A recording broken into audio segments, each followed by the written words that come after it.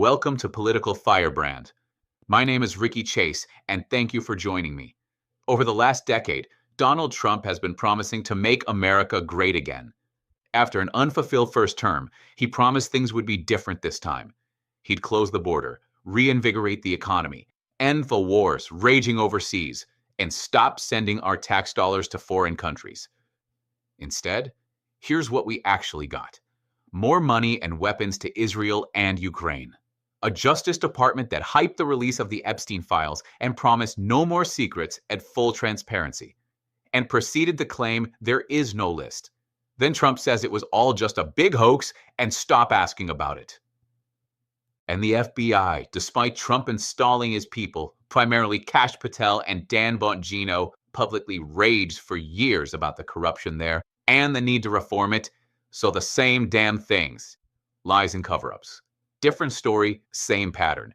Israel gets the weapons, the powerful get secrecy, the security state gets excused, and we get redacted documents, lies, and more war, including the continued unflinching support for Israel and the genocide they're conducting in Gaza. And if you dare point any of this out, the pro-Israel establishment and even the Trump administration itself will come for you. Smears, accusations, primary threats, coordinated attempts to silence or erase you. So let's ask the question, the only question that matters. Whose interest does this government actually serve? Who does Trump actually work for? Us, the American people, the people who voted for him, or Bibi, Israel, and its Zionist network in the United States? And now you're backtracking, you're backpedaling on this deal. And the Trump administration let the Israelis do that. So who's to say they're... If you want to know a government's true priorities, don't listen to the speeches and the rhetoric. Just look at their actions. When Trump came back into office, he closed the border and froze all foreign aid. Okay, that was a good start. But then the State Department says Israel and Egypt, to a lesser extent, are exempt, and military financing and aid keep flowing to them. Then in March, Marco Rubio signs an emergency declaration to expedite $4 billion in military assistance to Israel, using emergency authority and sidestepping the usual congressional review. Since taking office, Trump's administration has sent nearly $12 billion to Israel, all while he's desperately tried to cut spending here at home. If MAGA doesn't mean our tax dollars are spent on improving the lives of Americans, but are instead sent to another country, then what is it? It's just a slogan on a hat. And with $12 billion going to Israel and nearly $1 billion to Ukraine so far this year, Trump's priorities are crystal clear. And it's not us. And what about his promises to abolish the deep state?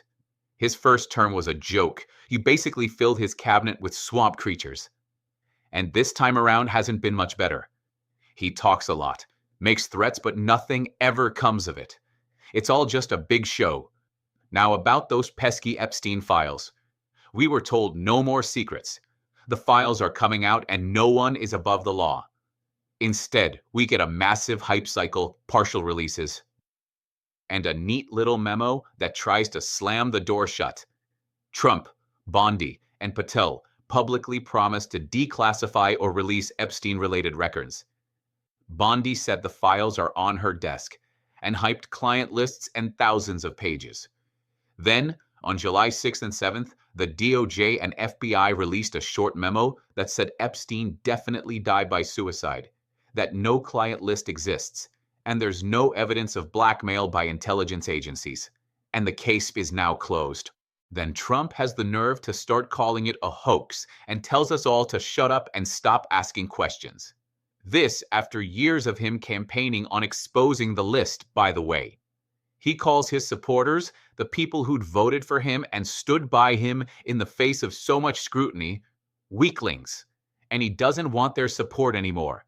What the hell is going on in the White House? Now, soon after, Senate letters and reports revealed that there are actually hundreds of gigabytes of data and thousands of pages of documents in the files. Pam Bondi claims she initially received a limited set, then said the files were withheld from her and she didn't receive them until she pushed for them.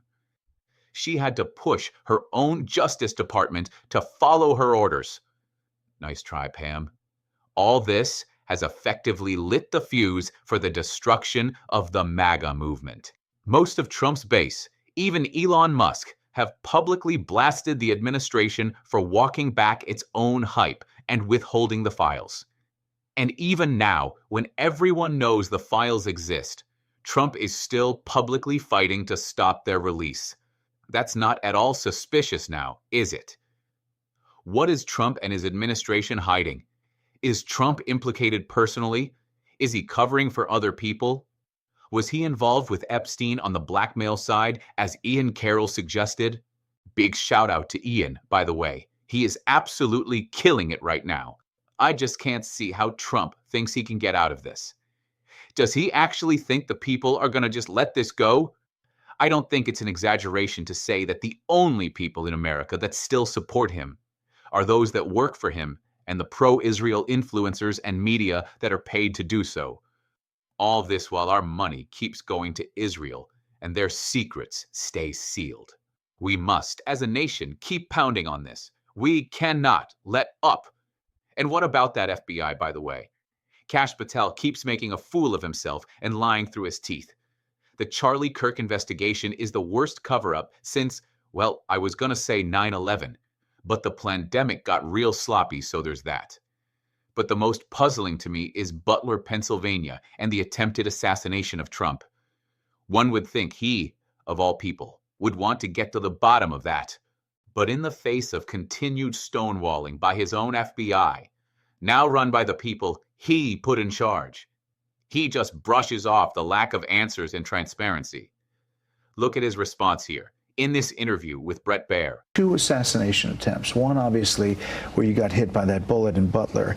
There's a lot of frustration that we still don't know about that shooter in Butler. And we don't know about his communications. We get stonewalled all the time asking questions about it. Is there frustration on your part? Will we get transparency? Will we know the bottom line story? It's very interesting because we have great people. I think Pam is incredible. I think Kash is incredible.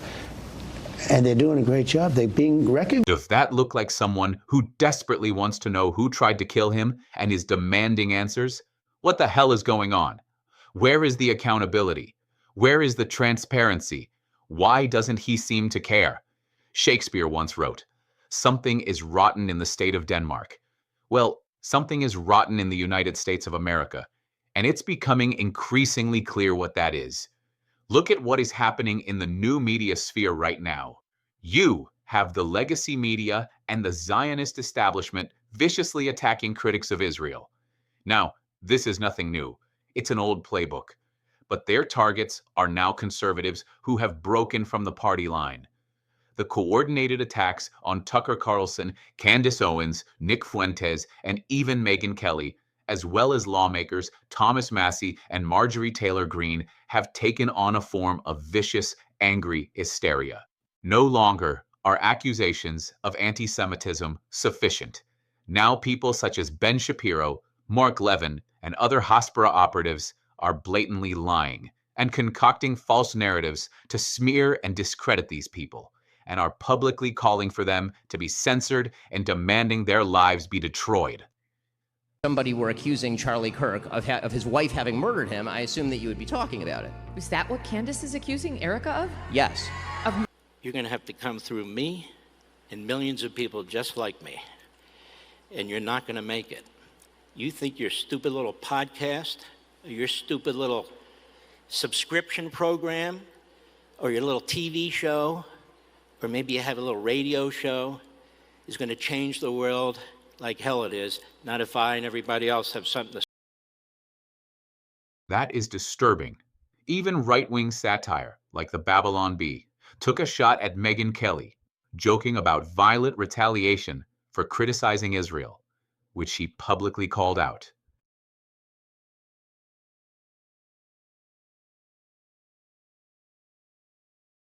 And of course, the ever-loyal Zionist, Donald Trump, joined the fray to pile on Massie and Greene in true Donald Trump fashion.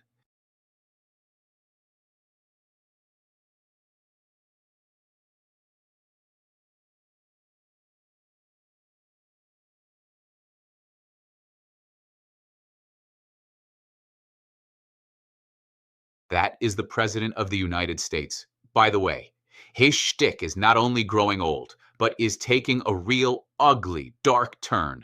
He's always been crude and vicious, but he seems angrier and even desperate now.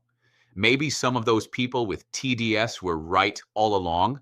With the concerted effort by Zionists in the US on the orders of Bibi, by the way, to buy control of all US media. Being a critic of Israel is increasingly becoming a futile endeavor. And if you still have a large audience, and you even moderately question the US-Israel relationship, or the criminal behavior of the Israeli government, you're called an anti-Semite or Nazi, and your career is on the line. Is it just me, or maybe we should stop funding foreign wars? Maybe we should get to see the Epstein files. Maybe we should see the Butler and Charlie Kirk evidence. Maybe our government should stop constantly lying to us. And maybe they should finally start putting America first. America has become the host that other nations feed on. Our government effectively steals our money and gives it to other countries. They keep some for themselves, of course. And if you dare complain, they call you ungrateful, stupid, racist, or a bigot. Now, you don't have to agree with any of this. You don't even have to like or agree with any of the people that are speaking out and being attacked. But you do have to decide what you actually believe. Slogans, the media, politicians, or foreign leaders, because in the end, the truth doesn't care about your party, your tribe, or your feelings. And our collective truth is that our country is as divided as it's ever been. Our cities are in chaos. The economy is teetering on the brink. We have suffocating inflation, rising unemployment, which is only going to worsen with the continued advance of AI. And violence has become a political weapon, all while our government behaves like gangsters, gives our money away to foreign countries, and lies to our faces. Then pushes us further into perpetual debt enslavement to a central bank who none of us voted for, no one knows who owns, and answers to no one, not even the government we allegedly elected to represent us. If you're done being treated like an ATM and a prop instead of a citizen, please like, share, and subscribe. I'm Ricky Chase, and this is Political Firebrand. Thank you for being here.